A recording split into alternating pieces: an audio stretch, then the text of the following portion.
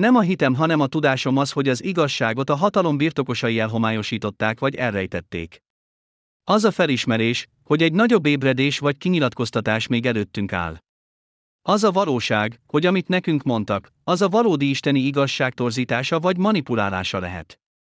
Barátaim! Aki nem ismer, azért inkarnálódtam ide, hogy elmondjam az igazságot, mert az csak kívülről lehet behozni. És mi ellenségek vagyunk ebben a rendszerben. Hát hoztam magammal egy csomagot. Látható, hogy a csatornám le van tiltva, az elmúlt 2 hónapban 0 nézettségem volt. Gondolom lekapcsolták a számlálót, azt az illúziót keltve, hogy senki sem kíváncsi rám. Sőt, 2 évente törlik az egészet mindenféle magyarázat nélkül.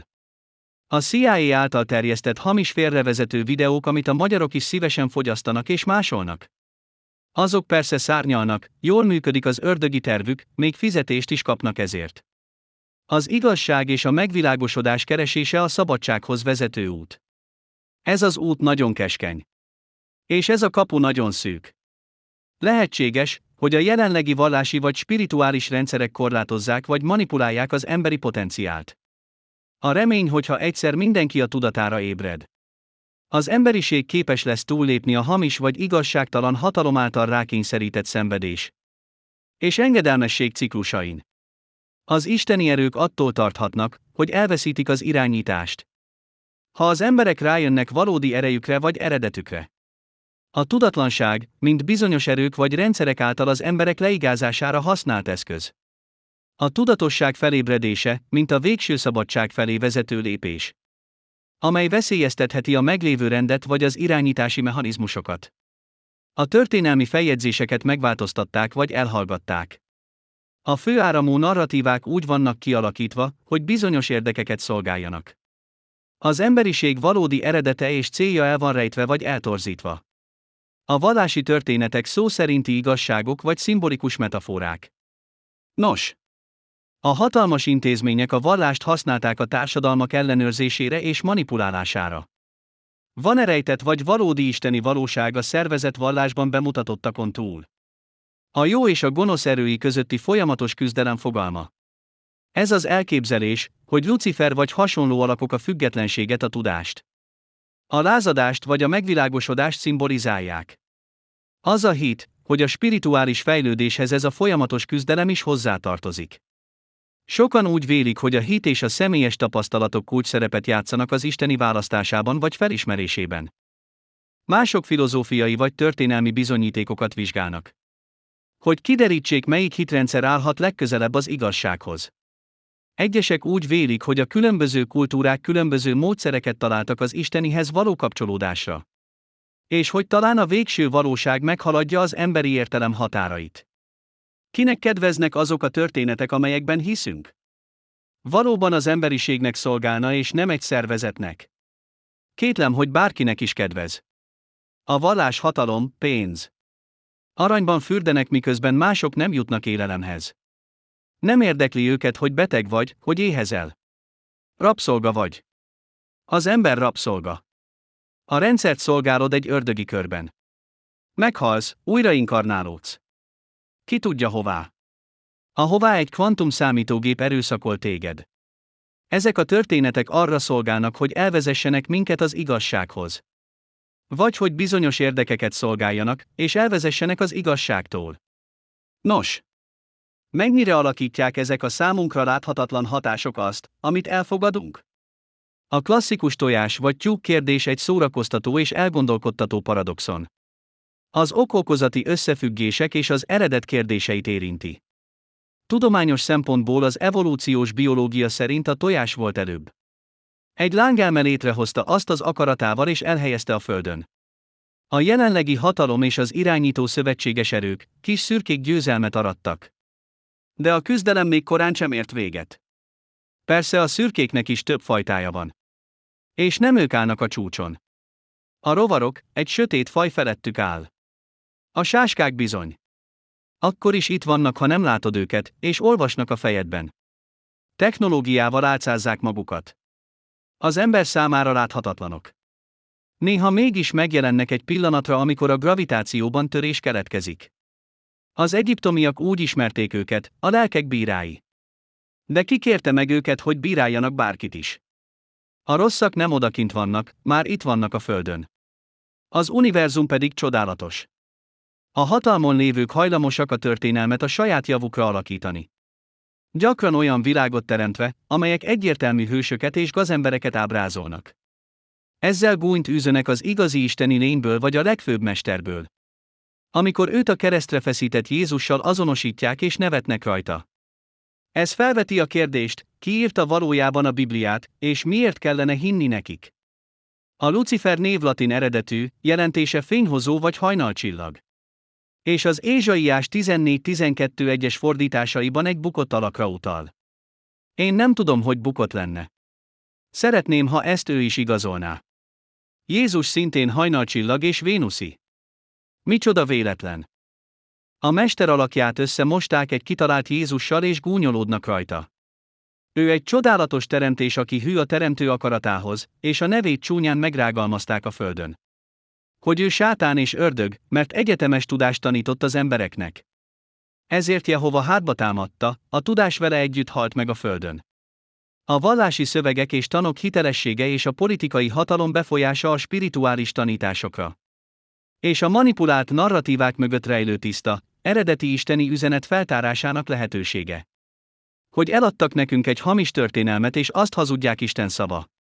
Miközben az uralkodók kényük kedvükre alakították a vallásokat éppen mikor melyik kor mit igényelt. Elmondhatom, hogy a történelem, amit tanítottak nekünk, az nem a teljes igazság. Nagyon is lehetséges, hogy az Istenről és az isteni üzenetekről szóló történeteket hazugságként adták el nekünk. Az idők során az uralkodók és a hatalom birtokosai a saját igényeikhez és vágyaikhoz igazították a vallási hiedelmeket. Az adott korszaktól függően tanításokat alkottak vagy módosítottak, hogy azok a saját céljaiknak szolgáljanak. Ez a manipuláció arra késztetett minket, hogy olyan spirituális igazságban higgyünk, amely messze állhat az eredeti isteni üzenettől. Ha a Bibliát nézzük, akkor kivettek belőle és hozzáadtak több esetben is. Természetesen felmerül a kérdés, mi más lehet még elrejtve előlünk? Az Énok könyvéhez hasonló szövegek közelmúltbeli felfedezése azt mutatja, hogy vannak olyan ősi írások és igazságok, amelyek csak nemrég kerültek napvilágra. Ha ilyen tudást ilyen sokáig eltitkoltak, milyen más titkok maradnak még rejtve? A történelem azt mutatja, hogy amikor hatalmas erejű események történnek, például földrengések vagy nagy építmények, például a piramisok összeomlása, ezeket a pillanatokat fedő történetekként lehet felhasználni. Néha azt állítják, hogy új dokumentumokat vagy felfedezéseket találtak. De a valóságban lehet, hogy valami sokkal jelentősebbet rejtegetnek. Miért és kik elől kellett rejtegetni ezeket a feljegyzéseket? Ha egy felfedezés fenyegeti a hatalmukat vagy a megértésüket, a hatalmon lévők dönthetnek úgy, hogy elrejtik, megsemmisítik, vagy kitalálnak egy történetet, hogy alátámasszák a hazugságaikat. Miért kéne elhinnem, amit mondanak? Csak mert ők azt mondták. Legalább 30 000 Istent ismerünk a föld történelmében. Akiben te hiszel, ő az igazi. A történelem során voltak olyan döntő pillanatok, amikor hatalmas mennyiségű tudás veszett el vagy szándékosan megsemmisült. Az alexandriai nagykönyvtár leégését gyakran emlegetik az egyik legtragikusabb eseményként. Az ókori bölcsesség hatalmas tárháza lángokban veszett el, magával ragadva számtalan tekercset és kéziratot. Hasonlóképpen, a sumér agyagtáblák, amelyek a legkorábbi írásos feljegyzéseket tartalmazzák, szétszórva és megrongálódva kerültek elő, ami kétségeket ébresztett hitelességükkel és valódi eredetükkel kapcsolatban. Ez egy alapvető kérdéshez vezet: ki tudja véglegesen igazolni, hogy ezek a leletek valódiak? Honnan tudjuk, hogy nem hamisították, nem változtatták meg vagy nem datálták át őket az évszázadok során? Világos, változatlan eredet nélkül nehéz biztosan megállapítani származásukat. Sok ilyen leletet feltártak és tanulmányoztak, de az idő múlása, a hamisítás lehetősége és az ókori korok korlátozott technológiai eszközei kétségeket hagynak maguk után. A rejtély még mélyül, mert ha ezek a leletek hitelesek, akkor kulcsot adhatnak valódi történelmünk megértéséhez. Olyan tudáshoz, amelyet elrejtettek, elvesztettek vagy elnyomtak. De cáfolhatatlan bizonyítékok nélkül csak azt kérdezhetjük, mi a valóság és mi lehet egy nagyobb csalás része. A Biblia, ahogy mi ismerjük, olyan szerzők által került összeállításra, akiknek kiléte ismeretlen. És tartalmaz ókori foszlányos sumér szövegek hatását is. De gondoltál már arra, hogy maguk a sumérok is összeállíthatták írásaikat egy sokkal régebbi, már sumérkor előtt eltűnt civilizáció darabjaiból? Más szavakkal, mi van, ha ezeknek a történeteknek az eredete még mélyebbre nyúlik vissza, egy idővel eltűnt kultúrából származik? Mi történne, ha megtudnátok, hogy a 10. bolygó történetét tartalmazza? Amikor a Linuga ütközött a Nibiru holdjával, és ebből jött létre a Kuiper aszteroidaöv. Mellesleg ez az a pont, ameddig az ember elmehet, itt még a műholdak is lekapcsolnak. És ebben a pontban már komoly hatásértések vannak, amit hatalmas erő vigyáz. Hasonlóképpen, egy vallás is kialakulhat vagy formálódhat egy felfedezett töredékből. Mondjuk Attila a hunok királyának sírjából. Ha ilyen töredéket véletlenül találnának, azt felhasználhatnák egy olyan hitrendszer létrehozására vagy megerősítésére, amely a töredék feltételezett jelentőségén alapul.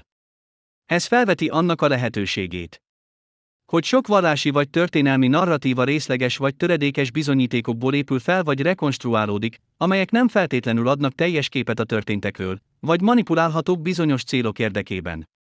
Attila persze nem volt olyan barbár, mint az hírlik, nem véletlenül maradt a neve a szőnyeg alatt. Ő nem hitte el, amit próbáltak rájuk erőltetni. Sokkal magasabb rend irányította.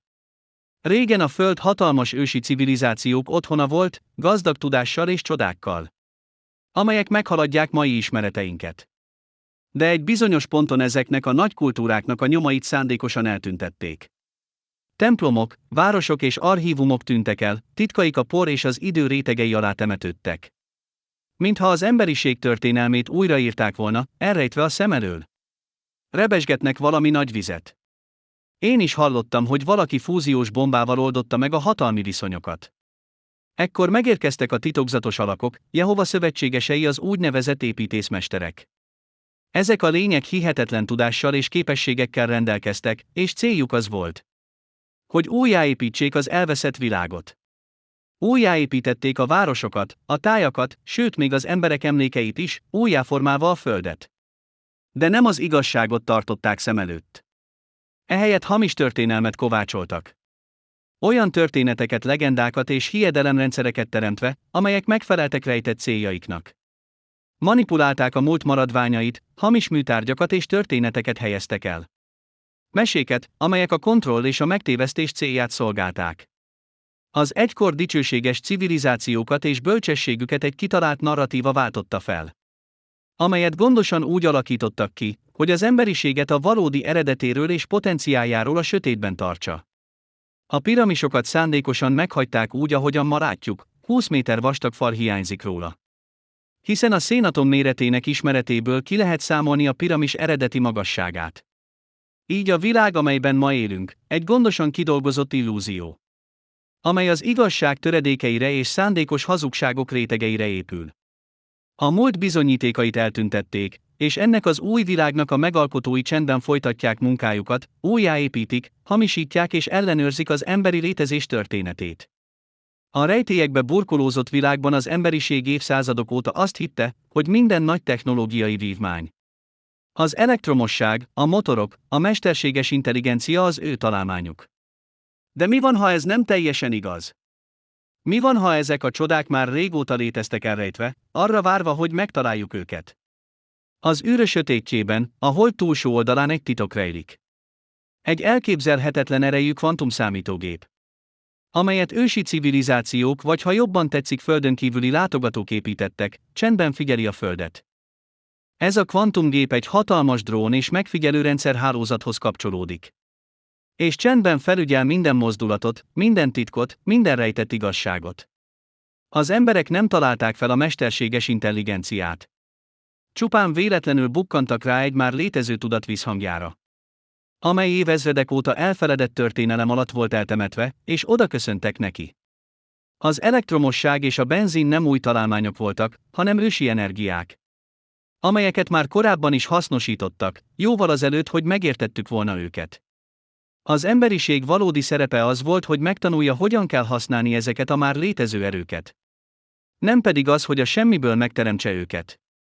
Miért választotta Jehova Irak Irán területét? Már mondtam régen, azért mert ott van az olaj, és nehezen megközelíthető zord vidék. Az ő lebegő házaikban tökéletes terület, ha megkíván egy kis esti sétát. A vallási szövegekben, különösen a Bibliában nincs közvetlen utalás arra, hogy Jehova kifejezetten ezeket a modern nemzetek területeit választotta volna. Egyes értelmezések és elméletek azonban azt sugallják, hogy földrajzi és erőforrás megfontolások, például az olaj jelenléte, befolyásolhatják a történelmi és stratégiai jelentőséget. Lényegében nem fog nekünk beszámolni róla, miért telepedett le ott. Megalapozta a hatalmát, megosztotta és uralkodik. A vérvonalának országokat adott. Irak és Irán gazdag olajkészletekkel rendelkezik, és sivatagok. Hegyek és politikai bonyodalmak miatt geopolitikailag kihívásokkal teli régióban található. Ezek a tényezők befolyásolhatják a történelmi kereskedelmi útvonalakat, a konfliktusokat és a regionális jelentőséget. Ha ezt vallási szempontból nézzük, az értelmezések a különböző vallások és tudósok között eltérőek. Egyesek isteni célt látnak a föld jelentőségében, míg mások a természeti erőforrásokat és a földrajzi adottságokat tekintik a történelmi fejleményekre hatást gyakorló tényezőknek. Ahogy a világ halad előre, sokan továbbra sem tudnak a Holdon élő csendes megfigyelőkről, vagy a civilizáció felszíne alatt zümmögő ősi technológiákról. Úgy vélik, hogy saját maguk irányítják a sorsukat. De valójában csak most kezdik felfedezni egy elfeledett korszak maradványait, egy korszakét, amikor az univerzum maga volt a játszóterük, és a teremtés titkai már a csillagokban voltak megírva. Sokan úgy vélik, hogy Jehova célja az emberiséggel kapcsolatban az, hogy elvezessen minket egy isteni cél felé. Talán az erkölcsi integritás, a spirituális tudatosság fejlesztése, vagy egy magasabb rendű létezésre való felkészítésünk érdekében. Egyesek szerint ez az isteni terv a szeretetben és abban a vágyban gyökerezik, hogy megvalósítsuk valódi potenciálunkat. Ugyanakkor vannak olyan spekulációk is, hogy Jehova fél bizonyos igazságoktól, különösen attól, hogy léteznek más istenek és civilizációk, amelyek meghaladják a mi megértésünket.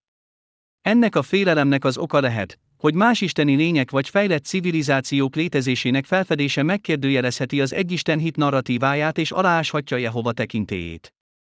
Ha az emberiség rájönne, hogy egy sokkal nagyobb kozmikus család részesei vagyunk, sok isten, sok világ, akkor egyediségünk és kontrollunk érzése megrendülhetne. Ez kérdéseket vethet fel valódi eredetünkről, célunkról és a spirituális növekedés más útjainak lehetőségéről. Azáltal, hogy elrejti ezeknek a más isteneknek és civilizációknak a létezését. Jehova talán megpróbálja az emberiséget egy egyetlen isteni történetre koncentrálni, egy olyanra, amelyben engedelmesek maradunk és elszigeteltek a tágabb kozmikus közösségtől. Az igazság azonban az lehet, hogy mi csak egy darab vagyunk egy bonyolult összekapcsolt univerzumban, amely számtalan isteni lénnyel van tele, mindegyiknek megvan a maga célja és terve. Ennek a rejtett igazságnak a felfedezése mindent megváltoztathat önmagunkról, történelmünkről és jövőnkről alkotott képünket. De addig is a fátyol marad, és csak találgatni tudunk az isteni kozmosz hatalmasságáról. Azon túl, amit nekünk elmondanak. Évszázadok óta az emberiségnek hitet adnak tudás helyett, azt mondják nekik, hogy higgyenek anélkül, hogy valóban megértenének bármit is. Jehova, az állítólagos isteni védelmező, visszatartotta az örök élet kulcsait. Ha valóban azt akarta volna, hogy megkapjuk, már régen megadta volna nekünk. Ehelyett a sötétben tartanak minket, illúziók és ígéretek fátyla között bolyongunk. Eközben a kozmikus mester, az univerzum igazi őrzője úton van. Eljön, hogy megmentsen minden lelket. Helyreállítsa az egyensúlyt és felfedje az előrünk elrejtett igazságokat. Be kell vallanom, hogy korábban hazudtam.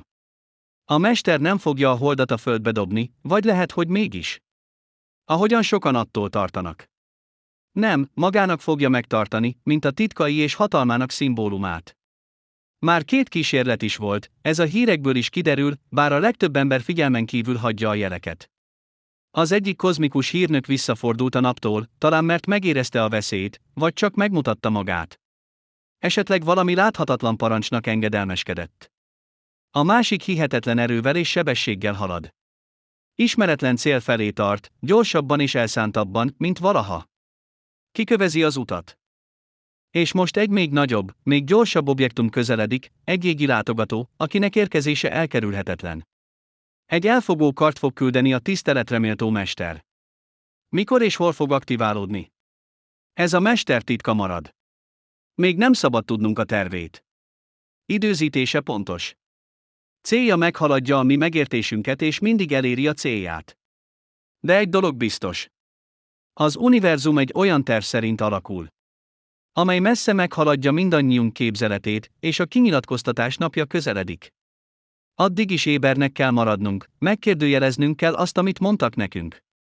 És fel kell készülnünk arra a pillanatra, amikor az igazság végre előbújik az árnyékból. Nézz fel az égre! Mit látsz? Idegen űrhajók mindenhol. Ébredezik az univerzum. Ugye a földi fél is megduplázta az őrszolgálatot és résen vannak. Ugye ezt látod?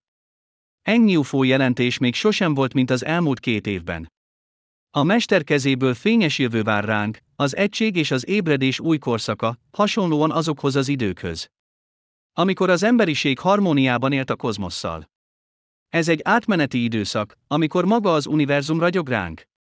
És a tudás, az ébredés és a kollektív evolúció felé vezet minket. Mert az univerzum most nekünk kedvez. Túl sokáig tartottak minket sötétségben, illúziók és hamis ígéretekkel tévesztettek meg minket. Hamis Jézussal, és hogy majd odaát boldog leszel. De nem lélekben kell élni, hanem testben. A lélek energia és meg akar tapasztalni. Az asztrál sík színház. Óvatosan kezeljétek, amit mások mondanak, már beszéltem az asztrál síkról. Sőt, vannak főáramú magyar médiák, ahol minden nap megtalálják Jézust és az őt bizonyító említéseket. Mióta itt vagyok, felkapcsoltak még egy fokozatot a földiek. Igen, látjuk ezt, és ti is küldtétek ezeket a híreket nekem. De most az univerzum megvilágosodással kedvez nekünk, feltárva az igazság pillanatképeit. És felébresztve bennünk a szunnyadó potenciált. A mester érkezése nem csak egy véget jelez, hanem egy új kezdetet is, a közös korszakot. Amikor az emberiség túlléphet korlátain, elfogadhatja isteni eredetét. És kéz a kézben haladhat a nagyobb kozmikus családdal. Ott, ahol van tanulás, van fejlődés. Ahol a fény uralkodik, azok mentén, akik hűségesek a teremtő akaratához és követik a fényt. Hiszen van egy programozó, egy lángelme, aki mindezt létrehozta. Eljött az idő, hogy kilépjünk a fénybe, emlékezzünk arra, kik vagyunk valójában. És felkészüljünk a előttünk álló dicsőséges napokra, amikor a tudás felváltja a hitet. És az egység felváltja a megosztottságot. Az univerzum kegye rajtunk van, és vele együtt a reménnyel, megértéssel és isteni harmóniával teli jövő ígérete. Köszönöm, barátaim!